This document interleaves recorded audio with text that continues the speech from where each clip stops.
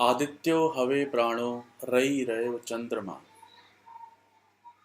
Sun is the prana and moon is the food.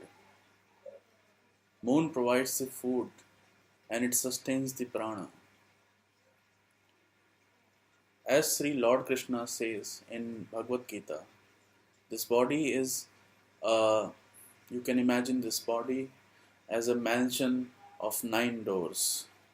The 9 holes, the 9 openings, the 9 apertures, the 9 doors in the body. Your nostrils.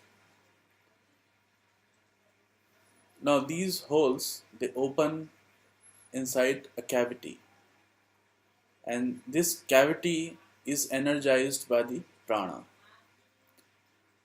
The prana is actually created by, prana is not created being. Prana is not created. Prana is the projection of the Naisargik Atmakarak, that is sun. Sun is the prana. Sun is, it's like a, it's like an object, when it's like a light falling onto the object and creating a shadow. Now that shadow is the prana and that object is the sun. If you remove the object, the prana is no more over there. So the Atmakarak, the projection of Atmakarak is the prana. So if you consider your whole body as a empty house, as an empty house of containing 9 doors, the inside cavity, the inside space is filled with the prana. If it is in continuous movement, if it is in having once the prana is created, the moon sustains this prana and creates the layer of body above prana and mind beneath. So there is a system, there is a above the prana kosh, above the pranamaya kosh, the moon creates the annamaya kosh, and below it creates the manomaya kosh and various other koshas. And as we grow, these two koshas they expand with time. Lagna does not stay in each Rashi for equal amount of time. The reason for this is Lagna is moving in the elliptical path. Okay. And why it is moving in the elliptical path? Because Earth is tilted across the axis. So some Rashis take more time, some Rashis take less time. That's the reality. That's the absolute reality. But what the mind perceives is, it perceives an equal time in each Rashi. So we have an absolute truth and we have a perceived truth. We have to map this absolute truth into the perceived truth, and that is where we come up with calculation of various special ascendants, special lagnas like Pranapada lagna, Ghatika lagna, Vigatika lagna, Bhava lagna and Hora lagna. Okay. See, since we are dividing the 360 degrees into 24 hours, and we are assuming our mind is perceiving each Rashis to be of equal length, so the 360 degree is divided by 24 hours, it results into 15 degrees for every hour. So ideally 15 degrees is taken in each Rashi.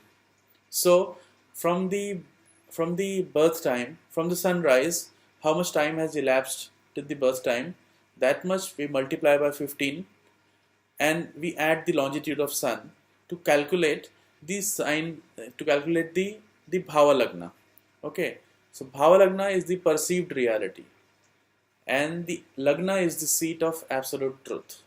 See, lagna, the karaka of ascendant is Brahaspati, that is the ultimate wisdom. Okay, and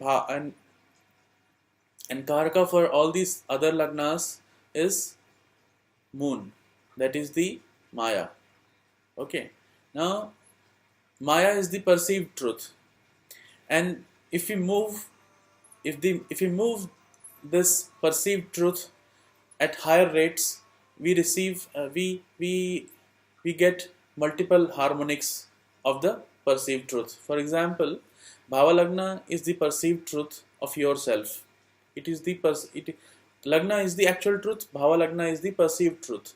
And if we run at a faster rate across the zodiac, if we run at the double rate, then we come to know the Hora Lagna. Hora Lagna is for the wealth, for calculation of wealth.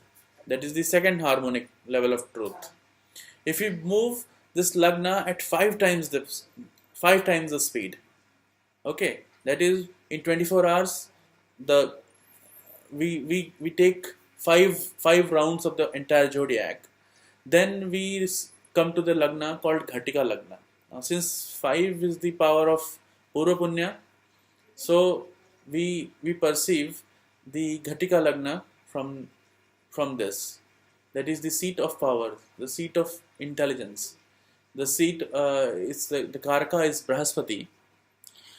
And if we move this Lagna at even higher speed, that is 20 times. That is in 24 hours, we move around the zodiac 20 times, we come to the Pranapada Lagna. The Pranapada Lagna is moved, is the perceived reality. If we move around the zodiac at the rate of 20 rounds in a day, plus there is some correction required. The correction is, if the sun is there in the movable sign, then it is fine, because prana is movable, so it is absolutely fine. But if sun is in the Dvisvabhava Rashi, then we have to take one of the trine that comes in the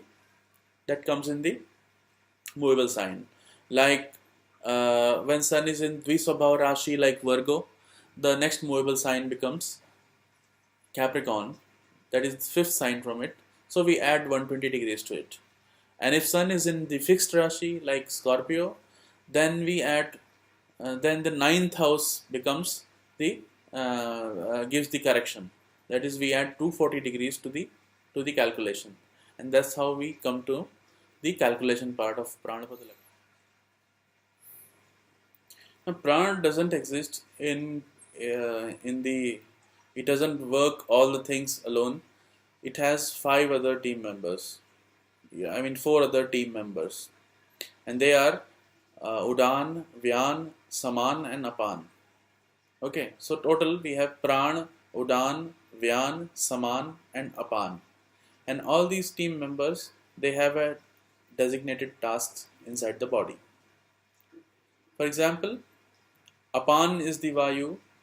Apan is the team member of Prana that is related to excretion. Its seat is the excretory organs, like the larger intestine. Okay. Then the Saman Vayu. Saman Vayu exists in the stomach region, in the stomach and small intestine region. Its main task is digestion. Then Udan. Udan is linked with linked with all the senses, like sense of taste, sense of feeling, sense of touch, sense of hearing, sense of seeing something, drishti, and all these senses, they come from the mind. So Udan is the main Vayu related to mind related sensory perception. Then Prana Vayu. Prana Vayu is the Vayu related to reception, and the main seat is eyes and the ears. These two are the main receptory organs. Like in humans, what you believe in, what you hear, and what you see. And in lower creatures, they believe in what they touch or what they smell. Those are the lower strata of animals. But in human, we believe in what we see and what we hear. And that is the seat of prana inside the body. The prana is in the eyes and the ears. So the main element, the main tattva linked with prana is Agni. Udan is related to the sensory perception of mind, like the feeling of touch or smell taste, all these sensory perceptions, they are caused by the watery element. So the main tattva of Udan is the is the water. Vyan Vyan exists in the entire body. It is the circulation. The main function is the circulation for Vyan, and heart is the seat of Vyan. As the heart circulates the body and the plasma throughout the body, that movement is caused by the Vyan, and it pervades throughout the body. Then Saman, it lies in the so the Vyan is basically the airy element. Okay, just like air, it pervades throughout the body. Then the stomach is the digestion. Okay,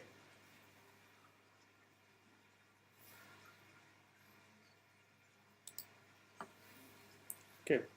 So the digestion part.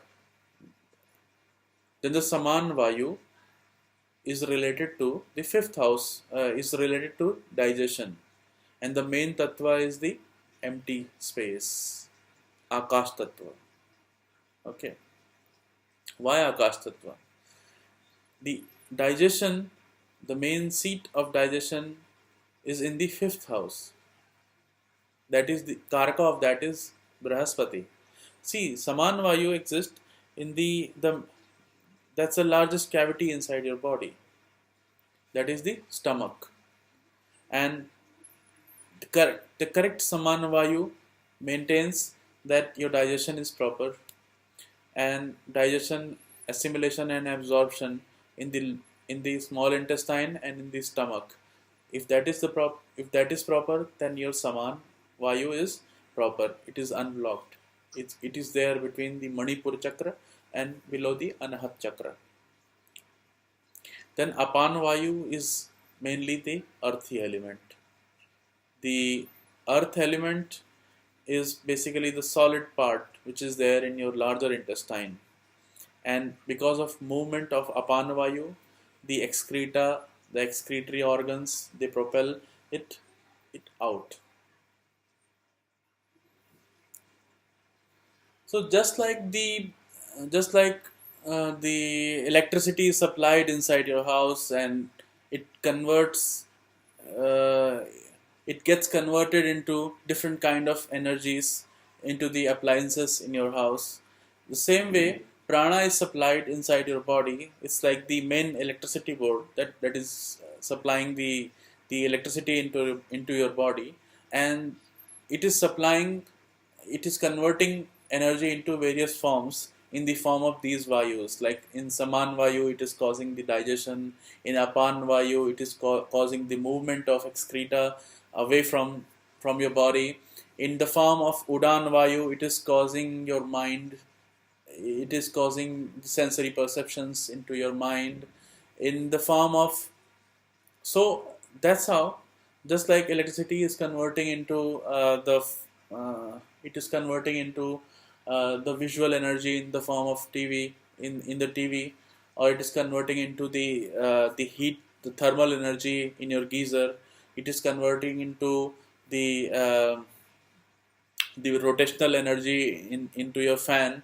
So in the similar fashion, the main prana vayu is like the electricity, but getting supplied into your body, and it is getting converted into various appliances inside your body, so that the main functions of the pranamaya kosh happens smoothly. Now, apan means the wind that moves away. Its main seat is in the lower abdominal region, the pelvic area, and the chakra is the Muladhara chakra. Its main element is the earth element, and if you have imbalance in this apan vayu, then it causes laziness and confusion, because the earth element is not in balance.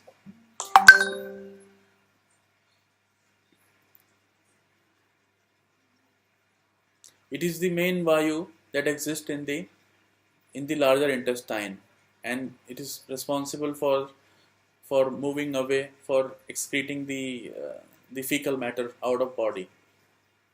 So the apan vayu if it is imbalanced, then we we see this from the Pranapada Lagna, the seventh and the eighth house from the Pranapada Lagna.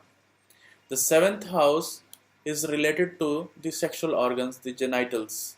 That also is the seat of Apan Vayu. The eighth house, the anus, the from where the excreta goes out, that excretion part is also the part of the Apan Vayu.